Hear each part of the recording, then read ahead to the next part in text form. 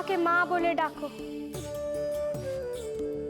তোমাদের মা তোমাদের প্রাণ দান করবে আজ।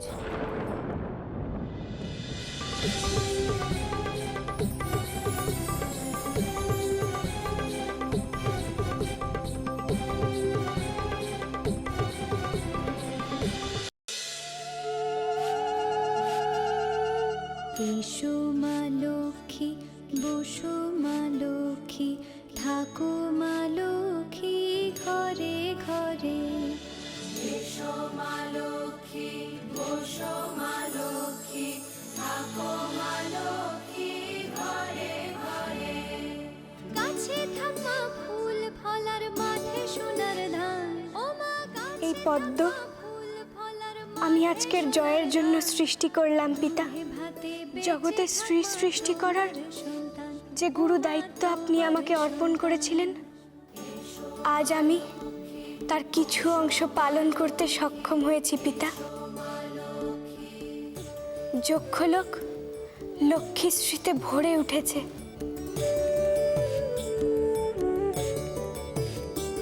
দীপ জ্বলে সাজে শাখ বাজে তোমার বাহনে, পুষ্প অর্ঘ্য আদি দেই মা তোমার চরণে, ও মা তোমার চরণে।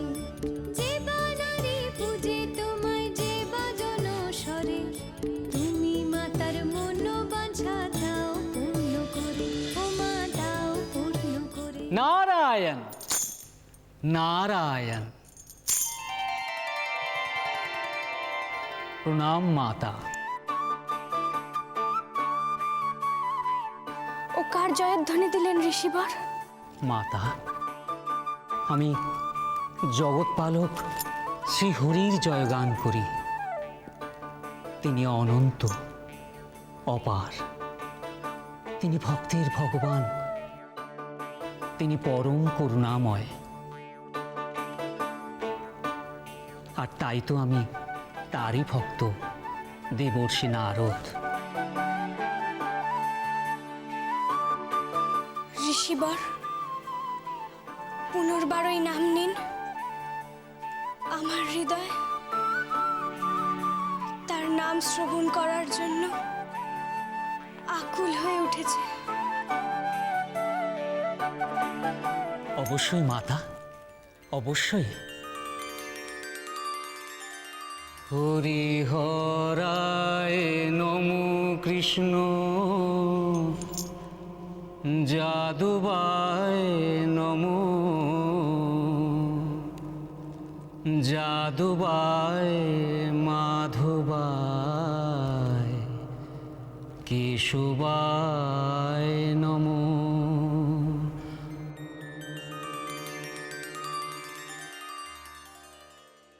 হে দেবর্ষি, আপনার কণ্ঠস্বর অতি সুমধুর।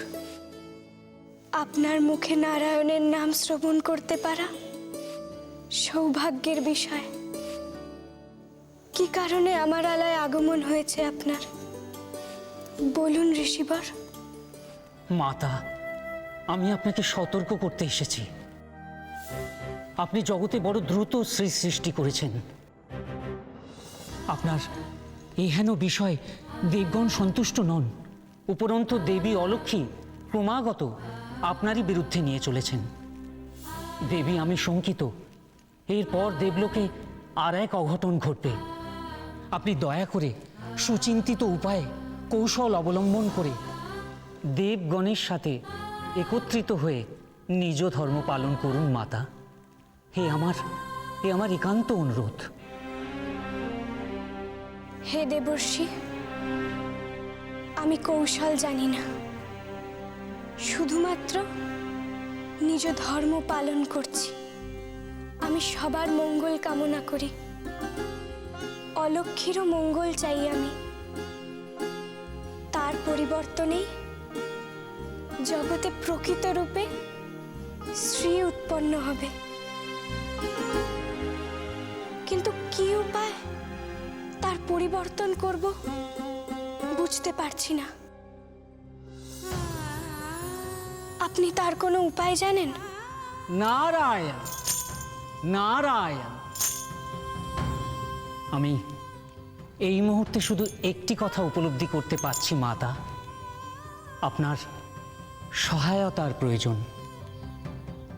আর আপনাকে পথপ্রদর্শন করতে পারেন এ জগতে একজনই, আর তিনি হলেন জগৎপালক বৈকুণ্ঠপতি শ্রীহরি। কোথায় দেখা পাবো তার? বলুন দেবর্ষি, বলুন। দেবী, তিনি যোগনিদ্রায় আচ্ছন্ন। তাকে জাগ্রত করতে হলে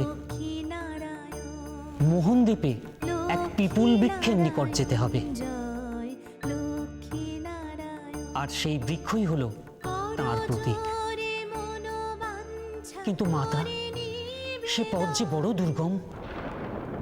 আপনাকে পদব্রজে যাত্রা করতে হবে।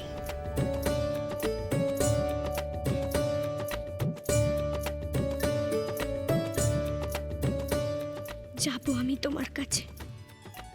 কত দুর্গম সে পথ, সব বাধা অতিক্রম করে যাবো আমি সে পিপুল বৃক্ষের নিকটে।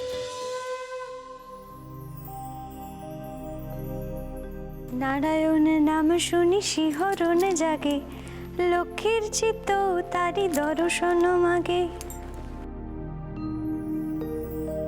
জয় মা, আজ কি তুমি তোমার ঠাকুরের দর্শন পাবে? আমার চিত্ত যে বড় ব্যাকুল হয়ে আছে। তোমার জয় তো ভক্তিরই জয়। শরণ নিয়েছি তব, পেতেছি আসন।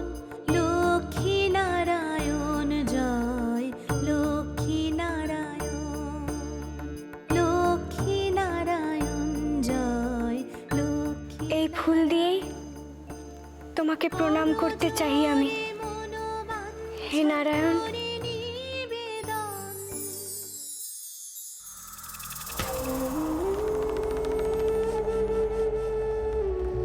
হে দেব শিল্পী, আমরা কোন স্থানে এলাম? দেবী, চৌম্বক ক্ষেত্র প্রস্তুত করার জন্য আমাদের এক বিশেষ প্রকৃতির পিপুল বৃক্ষের দরকার।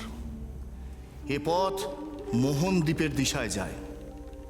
সেখানে যে পিপুল বৃক্ষ পাওয়া যায়, সেই বৃক্ষ দিয়েই চৌম্বক ক্ষেত্র প্রস্তুত করা হয়। সে বিশেষ ক্ষেত্রে শ্রীলক্ষ্মী সারা জীবন বন্দী হয়ে বাস করবে।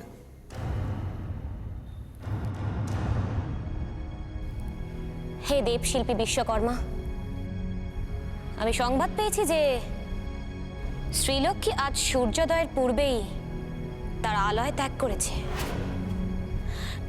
সে আমাদের পরিকল্পনার বিষয়ে জ্ঞাত কিনা তা তো সর্বাগ্রে জানা প্রয়োজন। দেবী, আমি এখানে চৌম্বক ক্ষেত্র প্রস্তুত করার উপকরণ আহরণে বেশি আগ্রহী। শ্রীলক্ষ্মীর গতিবিধির বিষয়ে নজর রাখা আমার কার্য নয়। মোহনদ্বীপ যাত্রার পথ সহজ নয়। পদব্রজে যাত্রা করতে হবে আমাদের।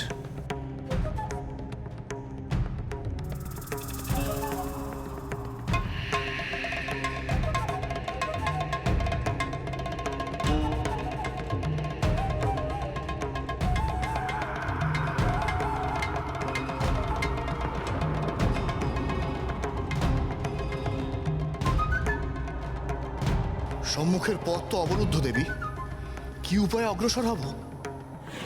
কিন্তু এ পথ অতিক্রম করা তো আবশ্যক। হে দেবশিল্পী, আপনি তো যন্ত্রের দেবতা। এমন কোনো যন্ত্র নেই যার দ্বারা এ বাধা অতিক্রম করা যায়? আমি নির্জনে ধ্যানমগ্ন হতে চাই দেবী। বাধা সরাবার উপায় চিন্তা করতে চাই।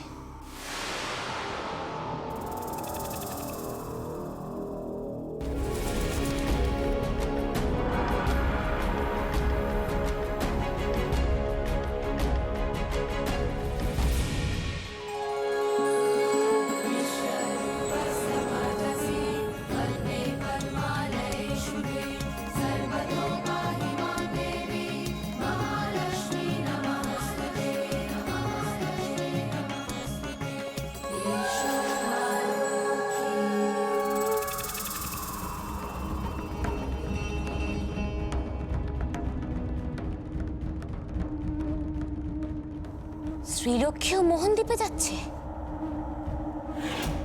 কি উদ্দেশ্যে?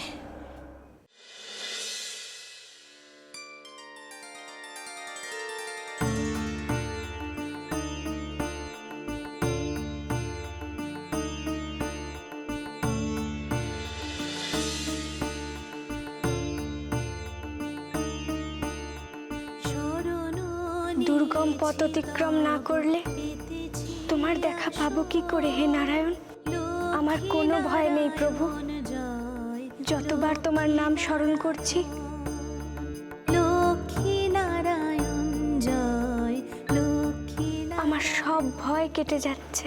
করজোরে মনোবাঞ্ছা করে নিবেদন, লক্ষ্মী নারায়ণ জয়, লক্ষ্মী নারায়ণ, লক্ষ্মী নারায়ণ জয়, লক্ষ্মী নারায়ণ, লক্ষ্মী নারায়ণ জয়, লক্ষ্মী নারায়ণ।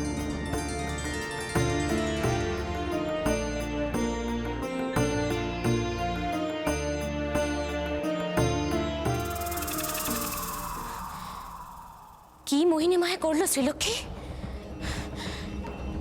কণ্টক পদ্মে পরিণত হলো। এই সংবাদ তো এক্ষুনি দেব বিশ্বকর্মাকে জানাতে হচ্ছে।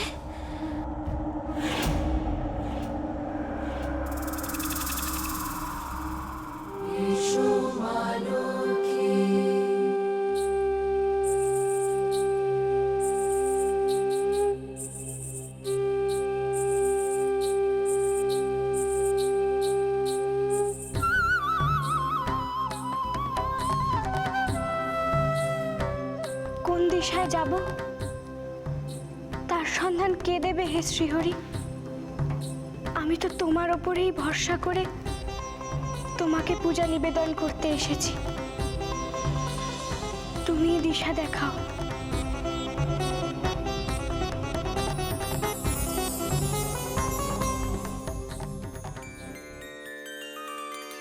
শুনেছি তুমি পীতবসন ধারণ করো, এ কি তবে তোমারই প্রতীক? বুঝেছি হে নারায়ণ, ওই অরণ্যেই প্রবেশ করব আমি।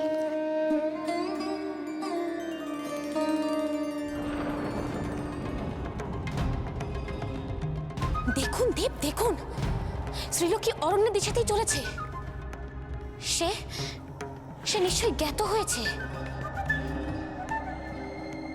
পিপুল বৃক্ষ বিষয়। সে আপনার পরিকল্পনা ব্যর্থ করবে মোহিনী মায়া প্রয়োগ করে। নিশ্চয়ই পিপুল বৃক্ষ আর কার্যকরী হবে না। সে আপনার তৈরি চৌম্বক ক্ষেত্র নষ্ট করে আপনাকে হীন প্রমাণিত করবে।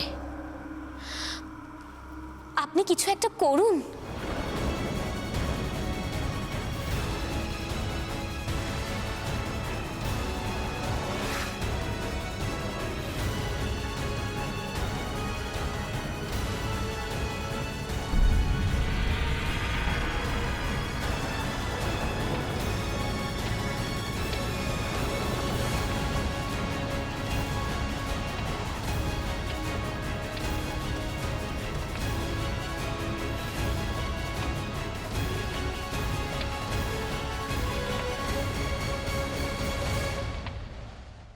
এই যন্ত্রণা তুমি কি করে সহ্য করছো? সকলে যে তোমায় শেষ করে দিতে চায় মা। কি বাঁচাবে তোমায়? নাকি তুমি সব হারাবে মা? এ কি করলেন দেব? পিপল বৃক্ষ তো ভস্মীভূত হলো। দেবী, শ্রীলক্ষ্মী যদি আমাদের পূর্বে ওই পিপুল বৃক্ষের সন্ধান পেয়ে চুম্বক ক্ষেত্র প্রস্তুত করেন, তিনি তো কণ্টককে পদ্মে রূপান্তরিত করেছেন। অগ্নিদেব, সোমদেব, দেবী সরস্বতীর অভিশাপ ব্যর্থ করেছেন।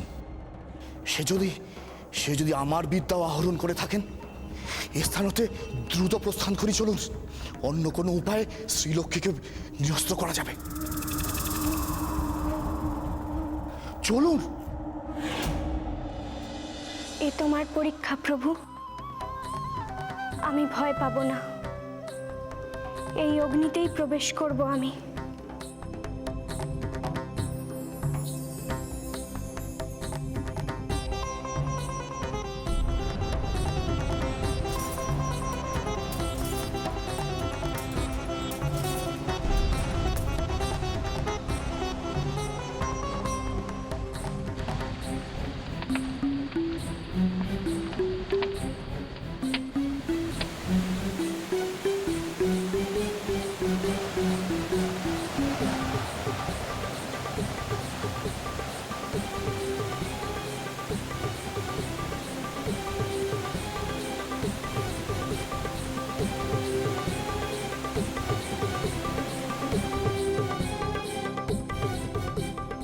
আমি জানতাম এই পরীক্ষাতেও আমি জয়লাভ করব।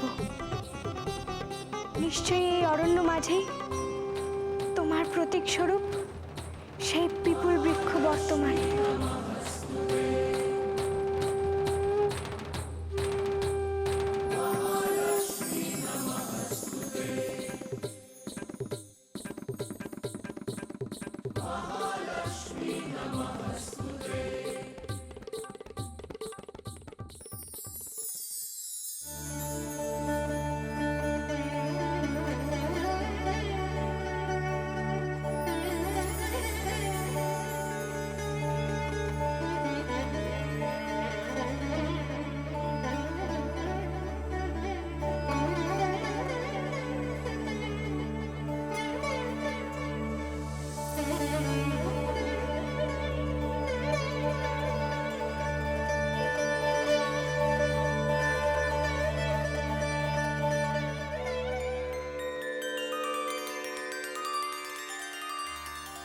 আমি অনুভব করছি তোমার উপস্থিতি, হে নারায়ণ। তুমি আড়াল থেকে রক্ষা করছো আমায়। দেখা দাও প্রভু, দেখা দাও এবার।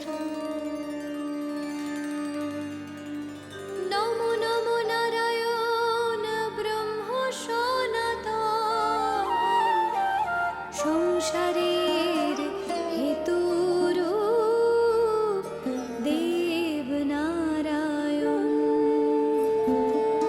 ও হে নারায়ণ, তব চরণ যুগলে কোটি কোটি শত কোটি প্রণমী সকলে।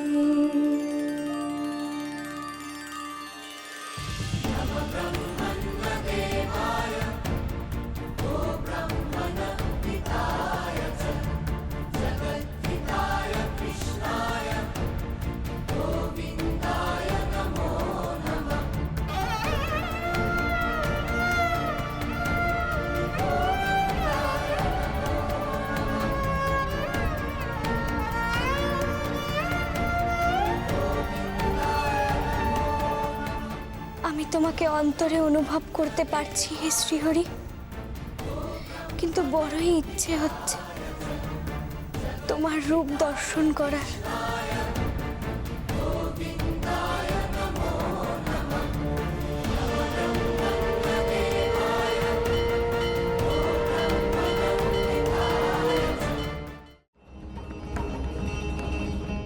এখনই শূল নিক্ষেপ করে ওই বৃক্ষ নষ্ট করুন, নচেত ওই বৃক্ষ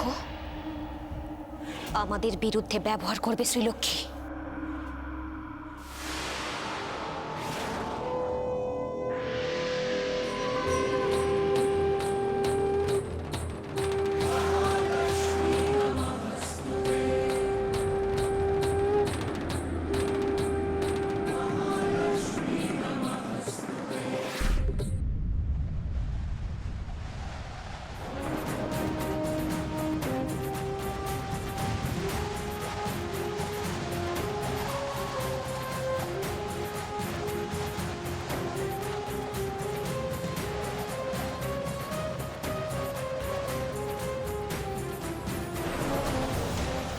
প্রভু, তবে কি আমার পূজায় তুমি তুষ্ট নও?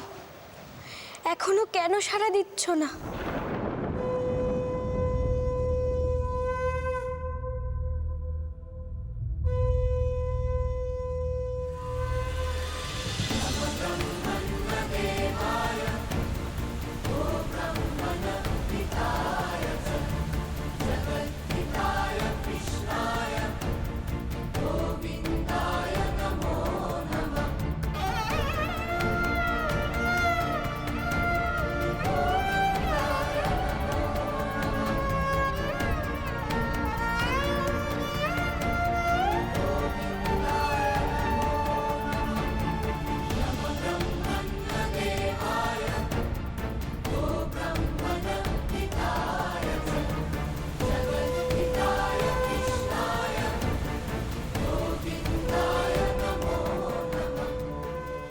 না শ্রী, এখনো সাড়া দেওয়ার সময় আসেনি। তোমার সম্মুখে আবির্ভূত হওয়ার কাল এখনো যে আসেনি শ্রী, কিন্তু শপথ করছি সদা তোমায় রক্ষা করব। আমার দর্শনের জন্য তোমাকে আরো বহু কষ্টের মধ্যে দিয়ে যেতে হবে শ্রী।